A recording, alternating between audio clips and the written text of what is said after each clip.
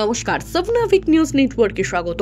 জীবে প্রেম করে যেই জন সেই জন সেবিছে ঈশ্বর, এই বিশ্বাসকে সঙ্গী করে জঙ্গলমহলের কাকড়াঝোড়, আমলাশোলের মতো প্রান্তিক এলাকায় আর্থিক দিক থেকে পিছিয়ে পড়া মানুষগুলির হাতে শীত বস্ত্র তুলে দিলেন Panihati Saint Xavier's Institution non teaching staff recreation ক্লাবের সদস্যরা।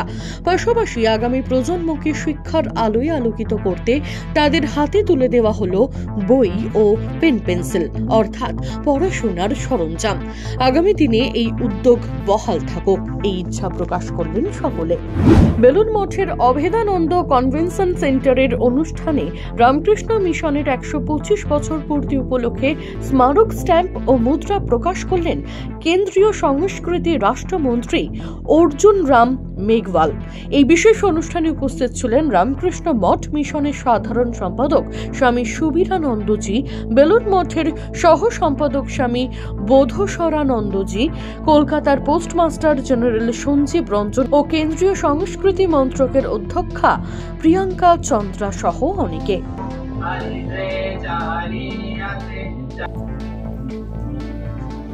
শিক্ষক নিয়োগ দুর্নীতি মামলা এখনো পর্যন্ত 20 বাউ জলে।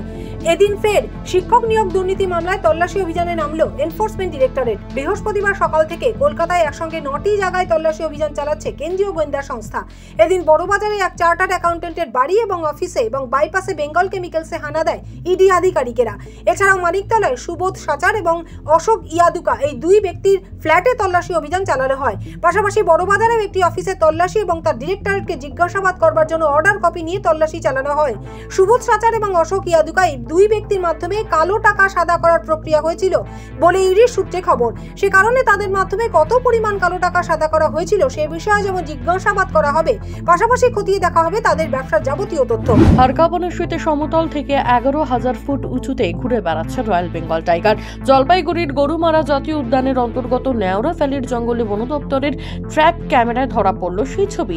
একবার দুবার নয়, বন দপ্তরের রিপোর্ট বলছে গত 2 মাসে একাধিকবার দেখা মিলেছে রয়্যাল বেঙ্গল টাইগারের। একই বাঘ নাকি সংখ্যায় তারা একাধিক তা জানতে বিশেষজ্ঞদের পরামর্শ নিচ্ছে বন দপ্তর। 2017 সালে লাভা থেকে সামান্য দূরে পেদং এর রাস্তায় নিজের মোবাইল ক্যামেরায় রয়্যাল বেঙ্গল টাইগারের ছবি বন্দী করে বনমহলে চাঞ্চল্য ফেলে দেন অনমোল ছেত্রী নামে এক স্থানীয় যুবক। তারপর থেকে তৎপর হয়ে ওঠে প্রশাসন। বন দপ্তর নিশ্চিত ভালো সংখ্যায় বাঘ রয়েছে এই বনে। বাঘ সংরক্ষণের গুরুত্ব বাড়াতে পাহাড়ি এই জঙ্গলকে যাতে প্রজেক্ট টাইগারে যুক্ত করা হয় তার জন্য প্রয়োজনীয় পদক্ষেপ করার কথা বলা হয়েছে বন্যপ্রাণী বিভাগের বনাধিকারিক দ্বিজ প্রীতম সেনের পক্ষ থেকে। কাজ শেষ করে বাড়ি ফেরার পথে পথ দুর্ঘটনায় পরিযায়ী শ্রমিকের মৃত্যু। ইংরেজ বাজার থানা শোভনগর অঞ্চলের মোহনপুর গ্রামের বাসিন্দা শেখ জাহিরুল 3 মাস আগে দিল্লির মিরাটে টাওয়ারের কাজে গিয়েছিল। গত 12ই ডিসেম্বর কাজ শেষ করে বাড়ি ফেরার পথে ট্রাক্টরের সঙ্গে সংঘর্ষ লাগলে হাসপাতালে চিকিৎসাধীন ছিলেন খুব গুরুতর অবস্থায়। অবশেষে এদিন তিনি মারা যান। এদিন সকালবেলা শ্রমিকের নিথর দেহ বাড়িতে এসে পৌঁছলে কান্নায় ভেঙে পড়েন সকলে। গ্রাম জুড়ে শোকের ছায়া। এবার মাল ব্লকের রানীচিরা চা বাগানের বালাবাড়ি ডিভিশন থেকে একটি চিতাবাঘের বাচ্চা উদ্ধার করল এলাকার বাসিন্দারা। স্থানীয় সূত্রে খবর, মাঝে মধ্যেই বালাবাড়ি ডিভিশনের শ্রমিক মহল্লায় চিতাবাঘ ঘোরাঘুরি করতে দেখেছেন অনেকেই। এদিন সকালে শ্রমিক আবাসনের উঠোনে একটি চিতাবাঘের বাচ্চাকে ঘোরাঘুরি করতে দেখে আতঙ্কিত হয়ে পড়েন অনেকেই। অনুমান মা চিতাবাঘের সাথেই শ্রমিক মহল্লায় এসেছে এই ছোট্ট বাচ্চাটি। এদিন শাবকটি একটি খাঁচায় আটক করে বন দপ্তরের হাতে তুলে দেওয়া হয়েছে। চা বাগানের মধ্যে আরো শাবক রয়েছে, সেগুলি উদ্ধার করার জন্য আবেদন জানানো হয়েছে বন দপ্তরের কাছে। যদিও লোকালয়ে চিতাবাঘের আনাগোনায় আতঙ্ক বেড়েছে এলাকার স্থানীয় বাসিন্দাদের মধ্যে। কল সেন্টার প্রতারণা চক্রের সঙ্গে জড়িত ব্যবসায়ী রবীন যাদবের কেষ্টপুর রবীন্দ্রপল্লী এলাকার বাড়িতে হানা দিয়ে তল্লাশি অভিযানে নামে এনফোর্সমেন্ট ডিরেক্টরেটের আধিকারিকেরা।